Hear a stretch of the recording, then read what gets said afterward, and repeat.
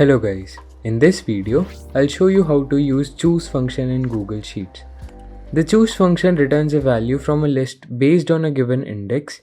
For example, this function will return the word gonna since it's the second item in the list inside choose function.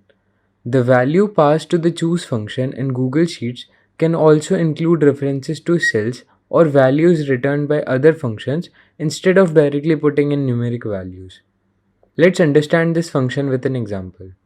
Suppose you want to give grades to a bunch of students and the grading system looks like this. We can use choose function to do this, and the function looks like this. Here, we are using the int function to calculate the index used in the choose function. Now, we just need to drag the formula to other cells and bingo. All the students are now graded according to their marks. We are using the int function here because it works like the greatest integer function in math, which means it rounds off to the integer less than the number inside it instead of rounding it off to the nearest integer. I hope you liked our video. Hit like and subscribe because we'll be covering other useful formulas and functions which can save you a lot of time. Until then, adios amigos.